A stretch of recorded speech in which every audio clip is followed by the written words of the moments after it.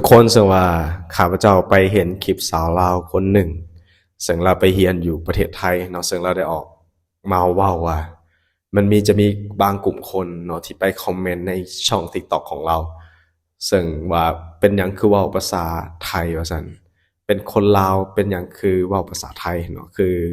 บ่เว้าภาษาลาวเว้าภาษาอื่นแบบภาษาไทยมันสิขายชาติบ่เนาะก็มีพี่หลายคนเนาะเพิ่น น้องนี่คิดเห็นแนวใดเนาะในมุมมองนี่นะและก็การที่เว้าได้หลายภาษาว่าสิมันมีผลดีแนวใดเนาะแล้วก็มันมีผลเสียแนวใดบ่คือว่าหลายคนคือแบบอคติแท้ก็เป็นคำถามที่แบบเกิดขึ้นมาโดยคนต่างๆนานาเนาะก็ข้าพเจ้าคิดว่าเนาะคำถามเหล่านี้นะพบเห็นโดนแล้วเนาะที่มื้อนี้เราจะมาโอ้ร่วมกันทุกคนกราบสบายดีเนาะสวัสดีครับท่านผู้ชมยินดีต้อนรับเข้าสู่ช่องไลฟ์สไตล์วิทยานุสาวอยู่กับข้าพเจ้าธนงสาวเส้นเก่าเส้นเคยก่อนอื่นกาทักทายสบายดีพ่อแม่พี่น้องมู่ที่สุดทุกคนไม่ว่าจะเป็นพี่น้องอยู่ทางเมืองลาวเมืองไทยหรือก็อยู่ต่างประเทศเป็นได้สบายดีบ่ทุกคนสภาพอากาศเป็นอยู่ทางประเทศไทยฝนตกบ่ทุกคนอากาศร้อนหรืออากาศเย็นสังว่าอยู่สปปลาวนครหลวงพระบางอากาศจะเย็นหลายในช่วงเช้าแต่ว่าตอนเที่ยงอากาศจะร้อนใดๆก็รักษาสุขภาพมู่ที่สุดทุกคนทุกคนเนาะเป็นห่วงว่าทุกสุดทุกคนโอเคทุกคนสำหรับพี่ท่านใดที่เข้ามาเบิ่งใหม่ยังไม่ได้กด subscribe ฝากพี่กด subscribe และอย่าลืมกดกระดิ่งเพื่อบ่พลาดคลิปใหม่ๆของข้าพเจ้านั่นเองแล้วทุกคนสังว่าต้นคลิปข้าพเจ้าก็ได้เว้าเกี่ยวกับประเด็นก็คือการที่เฮาเว้าภาษาอื่นเนาะยกตัวอย่างเช่นภาษาไทยเนี่ยขายชาติบ่เนาะซึ่งว่าการที่เว้าได้หลายภาษาเนี่ยมันมีผลดีและผลเสียแนวใดแล้วก็จะมีบางกลุ่มคนลาวเนาะที่ได้ออกมาเว้าแบบซี่มาคอมเมนต์แบบซี่ในมุมมองของข้าพเจ้าในฐานะวัยรุ่นใหม่คิดเห็นแนวใดแน่นอนเนาะข้าพเจ้าก็เคยเว้าประเด็นนี้หลายคลิปวิดีโอแล้วนะทุกคนก่อนหน้านี้เนาะแต่ว่าก็ไปเห็นอีกคลิปนี้ของสาวลาวผู้ที่ไปเรียนอยู่ไทยเห็นเราเอามาเว้านะก็เลยจับประเด็นนี้มาเว้าเนาะซึ่งก่อนอื่นก็ขออนุญาตนุชชีเนาะซึ่งว่าเราเป็นสาวลาวเนาะที่ไปเรียนอยู่ประเทศไทยนั่นเองนะทุกคนซึ่งว่าเราก็ถือว่าเป็นคนดังในระดับหนึ่งเนาะซึ่งว่ามีผู้ติดตามแสนกว่าคนซึ่งว่าล่าสุดเนาะเราได้ออกมาเว้าเกี่ยวกับประเด็นก็คือเราบอกภาษาไทยเนาะเนื่องจากว่าเราไปเรียนอยู่ไทยเนาะเราก็เลยเว้าภาษาไทยอยู่สินะทุกคนก็เลยกลายเป็นประเด็นดราม่าก็คือมีบางกลุ่มคนที่เขาไปคอมเมนต์เราซึ่งว่าก่อนจะเข้าไปประเด็นเนาะทุกคนเนาะข้าพเจ้าเชื่อว่าคอมเมนต์หรือว่าคำเว้าเหล่านี้เนาะก็จะติดหูกันมาเนาะข้าพเจ้าก็เคยได้ยินโดนนานมาแล้วเนาะก็ติดหูกันมาว่าเป็นหยังเว้าภาษาไทยแล้วจึงว่าขายซ่านั่นนะข้าพเจ้าก็ยังงงอยู่เนาะก็มันก็มีบางกลุ่มคนเลยเนาะที่แบบเว้าแบบซั่นนะทุกคนเนาะแต่ว่าก็บ่เสมอไปเนาะในฐานะที่ข้าพเจ้าคนลาวข้าพเจ้าขอออกตัวก่อนเลยว่าการที่เว้าได้หลายภาษานะทุกคนโอ้โหเป็นสิ่งที่ดีหลายเนาะเป็นสิ่งที่ดีหลายมันสำคัญใดๆยกตัวอย่างเช่นเนาะทุกคนเนาะภาษาไทยเนี่ยเนาะ ดังที่ทุกคนรู้เลยในปัจจุบันในภาษาไทยเป็นภาษาหนึ่งที่ popular เนาะเป็นที่นิยมหลายเนาะในบ่ว่าจะเป็นในภูมิภาคหลายๆคนก็อยากเรียนภาษาไทยและก็คนชาวตะวันตกเนาะอเมริกาต่างๆยุโรปก็เจ้าพูดภาษาไทยกันทุกคนเนาะเพื่อก็เจ้าอยากสื่อสารกับคนไทยบางคนก็คือแบบว่าภาษาไทยได้เลยเนาะเวลาก็จะมาเที่ยวลาวก็เจ้าก็เว้าภาษาไทยเพราะว่าก็เจ้าฮู้ว่าภาษาลาวกับภาษาไทยคล้ายคลึงกัน สองมาเฮาได้เปรียบเลยทุกคนเนาะเนื่องจากว่าประเทศลาวเฮาเนาะเป็นประเทศที่สามารถสื่อสารและเข้าใจภาษาไทยได้ก็มี2ประเทศเฮานี่แหละสามารถเว้าและเข้าใจกันเนาะก็สื่อสารกันรู้เรื่องก็เป็นโชคดีของเฮาเนาะที่เฮาสามารถได้ภาษาไทยไปในโตวแต่ว่าเฮาก็อาจจะบ่ได้100%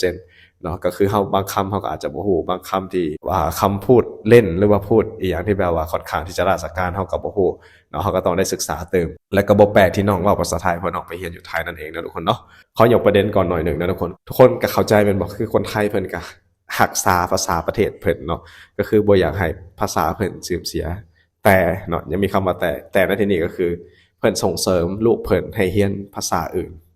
ได้หลายภาษาก็คือเป็นผลดีแล้วก็คือเป็นความสามารถของเขาเนาะที่จะนำไปพัฒนาเนาะในอนาคตนั่นเองก็เจ้าส่งลูกเขาเจ้าเรียนได้ก็คือส่งไปเรียนภาษาอังกฤษภาษาจีนภาษาญี่ปุ่นเนาะและผู้คนเหล่านี้ที่จบภาษามาเนี่ยเนาะเขามีโอกาสสูงเนาะมีโอกาสสูงแบบบางคนก็อาจจะไปเรียนอยู่ต่างประเทศเนาะเพื่อนำความรู้มาพัฒนาประเทศเนาะในบรรดาประเทศทางฝั่งยุโรปอย่างประมาณนี้นะทุกคนเนาะก็เป็นสิ่งหนึ่งที่ว่าเป็นหยังเขาเจ้าจึงให้ความสำคัญเรื่องภาษาแต่เขาเจ้ายังคงรักษาภาษาเขาเจ้าไว้อยู่เนาะกลับมาที่ประเทศลาวเฮา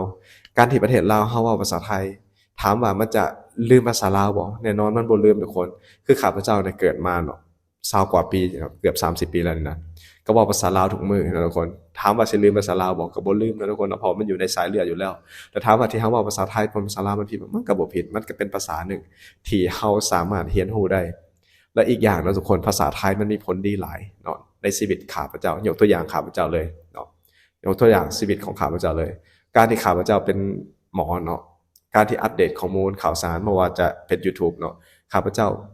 ฝึกอ่านภาษาไทยเขียนภาษาไทยข้อมูลกับมีภาษาไทยเนี่ยภาษาลาวเนี่ยภาษาอังกฤษและจริงที่ข้าพเจ้าได้เปรียบคนอื่นเนาะก็คือข้าพเจ้าเว้าได้4ภาษาเนาะก็คือมีภาษาลาวภาษาไทยภาษาเวียดนามแล้วก็ภาษาอังกฤษเป็นสิ่งที่ดีแต่ว่าข้าพเจ้าก็ยังได้ปรับปรุงหรือว่าพัฒนาทักษะภาษาอยู่ทุกมื้อนะทุกคนเนาะว่าจะเป็นอังกฤษไทยเนาะก็มีพี่หลายคนเนาะข้าพเจ้าก็เห็นหลายคอมเมนต์เนาะที่ข้าพเจ้าเขียนผิดเพิ่นก็มาแก้ให้บ่คำว่าเปลี่ยนจังซี่นะเพิ่นก็มาแก้ให้ก็ขอบคุณหลายๆนะทุกคนเนาะอันนี้คือผลดีของการที่เว้าได้หลายภาษาทั้งหมดทั้งมวลที่ข้าพเจ้าว่าเนาะภาษาไทยเนาะก็เป็นภาษาหนึ่งที่สวยงามและเป็นที่นิยมบ่แปลกเนาะว่าเป็นหยังชาวต่างชาติจึงมาเรียนเดี๋ยวมาทำความเข้าใจกันหน่อยหนึ่งนะทุกคนก่อนที่จะไปเบิ่งคลิปชาวลาวได้ออกมาเว้ากับเหตุการณ์นี้เป็นหยังเนาะคนทั่วโลกจึงนิยมภาษาไทยนะทุกคนเพราะว่าพอภาษาไทยเป็นหนึ่งในภาษาที่มีเอกลักษณ์และมีความสำคัญในระดับนานาชาติอย่างหลวงหลายถึงว่าจะบ่ได้เป็นภาษาสากลคือกับภาษาอังกฤษหรือภาษาจีนแต่กลับได้รับความนิยมจากคนทั่วโลกที่สนใจเรียนรู้อีหยังคือเหตุผลที่เฮ็ดให้ภาษาไทยเป็นที่นิยมเพิ่นว่าซี่ทุกคนภาษาไทยมีเสน่ห์และเป็นเอกลักษณ์เฉพาะตัว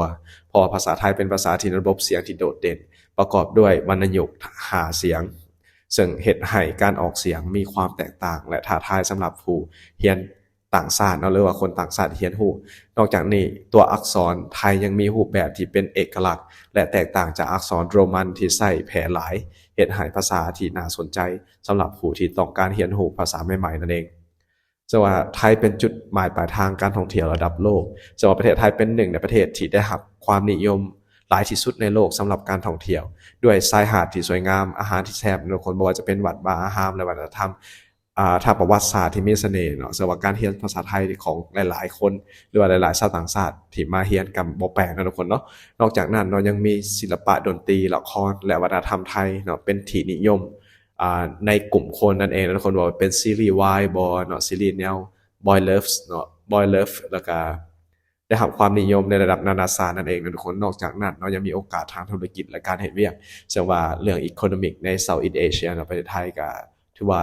ranking ที่ค่อนข้างจะท็อปถ้าเทียบกับบรรดาประเทศเนาะก็เป็นสิ่งหนึ่งที่แบบว่าการร่วมมือทางพาร์ทเนอร์ธุรกิจอีหยังต่างๆเนาะก็เป็นผลดีในการที่เฮาสื่อสารกับคนไทยได้เข้าใจนั่นเองเนาะอันนี้ก็เป็นสิ่งหนึ่งที่ว่าเป็นหยังเนาะภาษาไทยจึงมีความสำคัญและก็ชาวต่างชาติมาเรียนซึ่งว่านอกจากนั้นเนาะคนที่ได้ภาษาทุกคนเนาะมีโอกาสหลายกว่าคนที่เรียกว่าได้แต่ภาษาเดียวนั่นเองเนาะก็คือ1โอกาสทางด้านการเฮ็ดเวียก2มาก็ธุรกิจ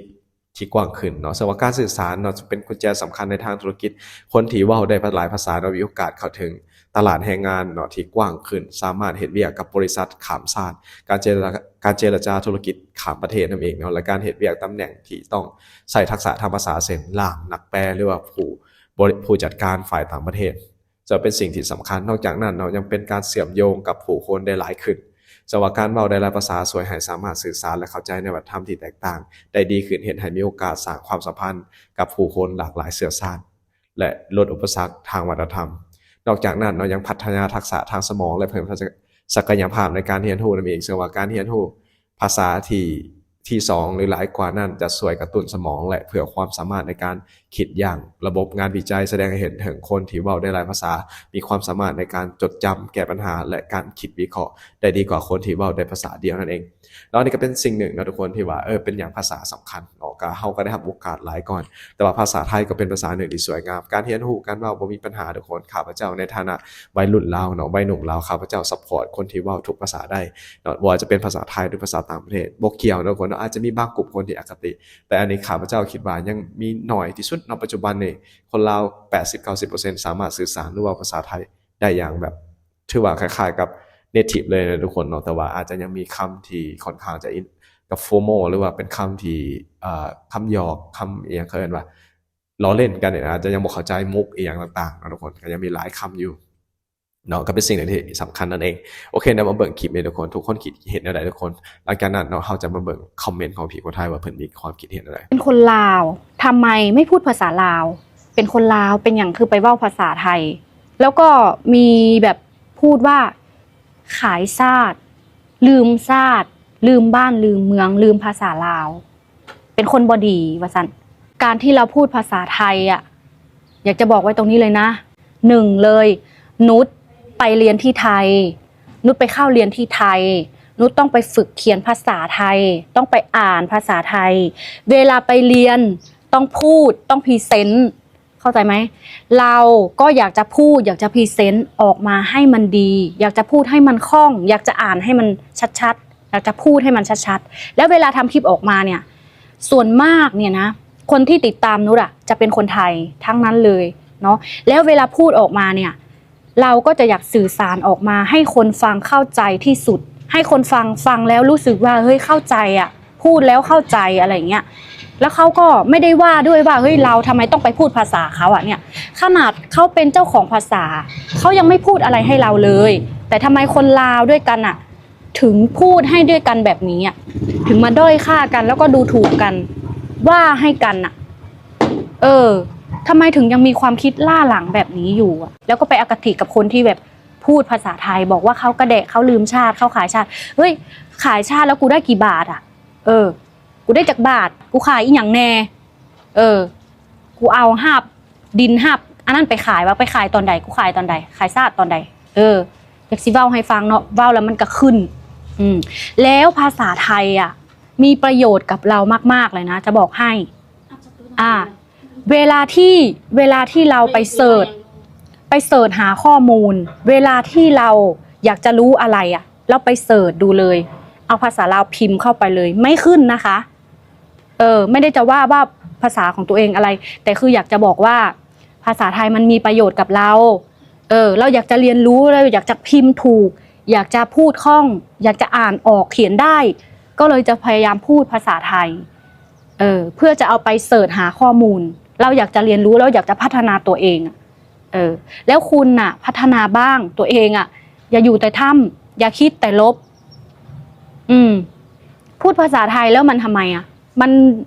ก็ไม่ได้มีอะไรเสียหายทั้งที่เราสื่อสารออกมาบางทีก็เป็นประโยชน์กับใครบางคนด้วยซ้ำเราไม่ได้ไปพูดใส่ร้ายป้ายสีให้ใครเราไม่ได้ไปพูดแบบให้ใครมาเดือดร้อนอ่ะแล้วทำไมคุณถึงมีอคติขนาดนี้คือทั้งที่โทรศัพท์ของเราอ่ะเวลาที่เราซื้อมาเนี่ยนะเปิดออกมาแป้นพิมพ์มันก็ยังเป็นแป้นพิมพ์ไทยเลยคุณพิมพ์ไทยคุณก็ยังพิมพ์ไทยอ่ะแต่คุณก็พิมพ์ไทยให้ถูกด้วย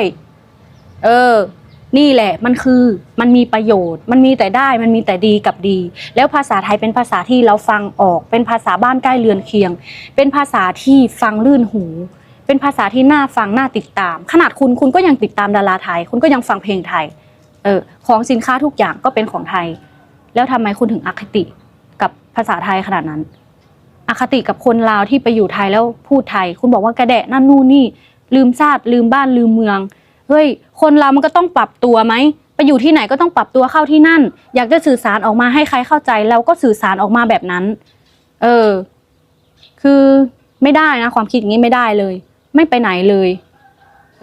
เป็นความคิดของคนที่ล่าหลังมากไม่มีความเจริญเลยแล้วเวลาคุณเสพสื่อเสพข่าวสารเสพสื่อออนไลน์อะไรคุณก็ต้องดูบ้างว่าเขาสื่อออกมาเพราะอะไรเขาพูดให้ใส่ร้ายไหมเขาพูดออกมาแล้วมันแบบทำให้คนเดือดร้อนหรือเปล่าคือนุชยังอยากจะขอบคุณภาษาไทยด้วยซ้ำที่ทำให้นุชได้มีความรู้ได้เจริญก้าวหน้าขึ้นได้มีทัศนคติที่ดีขึ้นแล้วก็เป็นคนที่กล้าแสดงออกขึ้นจริงๆคือไม่ใช่ว่าภาษาลาวมันแสดงออกไม่ได้มันก็แสดงออกได้แต่มันแล้วแต่บุคคลมันแล้วแต่ความพึงพอใจของคนคนนั้นว่าเขาอยากจะสื่อสารออกมาเป็นแบบไหนถ้าเขาอยากจะว่าภาษาลาวก็แล้วแต่เขาเจ้าก็ฟังถ้าเขาอยากจะพูดภาษาไทยเจ้าบ่อยากฟังเจ้าก็เลื่อนหนีมันก็แล้วแต่ความพึงพอใจของใครของไผของมันเนาะบ่ควรสิจะไปเว้าให้เขาว่าเขาขายชาติเขาลืมชาติลืมบ้านลืมเมืองเฮ้ยคนมันเกิดมามันไม่ได้ลืมขนาดนั้นนะแต่เขาแค่ปรับตัวเข้ากับสังคมที่เขาอยู่แค่นั้นเองคุณเข้าใจไหมคุณน่ะปรับตัวบ้างอย่าอยู่แต่กะโหลกกะลาอย่าอยู่แต่ถ้ำเนาะเปิดโลกมันไปไกลมากแล้วคุณยังไปอยู่แบบอยู่ ย่ำอยู่ที่เดิมอ่ะมันไม่ไปไหนสักทีอ่ะทั้งความคิดแล้วก็ความเจริญก้าวหน้าของคุณน่ะหนึ่งเข้าไปดูแล้วว่าคุณก็ไม่ได้เจริญอะไรขนาดนั้นหรอกจริงๆถ้าคนยังมีความคิดอย่างนี้อยู่อ่ะ แล้วทุกคนสว่าข้าพเจ้าก็ตามที่ฟังเราก็คือว่าเห็นดีนำเนาะเนื่องจากว่าเฮาเป็นคนยุคใหม่เฮาบ่ได้อคติกับภาษาอยู่แล้วการเรียนรู้หลายๆภาษามีโอกาสเนาะเป็นกุญแจในการเปิดเส้นทางในการเฮ็ดเวียกการงานหรือว่าธุรกิจต่างๆเพราะการที่เฮาได้หลายภาษาเนาะมันดีนะทุกคนเนาะยกตัวอย่างเช่นนะทุกคนการออกภาษาอังกฤษเนาะก็คือ hello แนะนำตัวเองเนาะ hello my name is Thanongsak I come from Laos I'm 30 years old and yeah today I'm very happy to be here with all you guys. Today we are going to talk about the languages. Why we cannot speak Thai because Thai is quite famous language in the world, and a lot of foreigners they come to Thailand for learn English something. Yeah, that is very crucial. A lot of people pretty lucky because we understand Thai. We don't need to learn and it's easy to communicate with Thai people. It's benefit, it is a benefit for all Lao people. นี่แหละคือเหตุผลเป็นอย่างคือต้องได้หลายภาษานะทุกคนเนาะโอเคนะทุกคนเนาะซึ่งว่าจากคอมเมนต์เนาะก็มีพี่หลายคนก็เข้าใจแล้วก็เห็นใจนะเพราะว่าอาจจะมีบางกลุ่มคนเนาะที่บอกเข้าใจนั่นเองพี่ๆมีความคิดเห็นอะไรทุกคนสามารถคอมเมนต์อยู่หลุมคลิปข้าพเจ้าได้เนาะข้าพเจ้าจะมาอ่านเบิ่งว่าทุกคนมีความคิดเห็นใดแต่ว่าคลิปเฮาจบให้ทุกคนถ้าทุกคนมักก็ฝากกดไลค์กดแชร์เนาะสบายดีสวัสดีครับ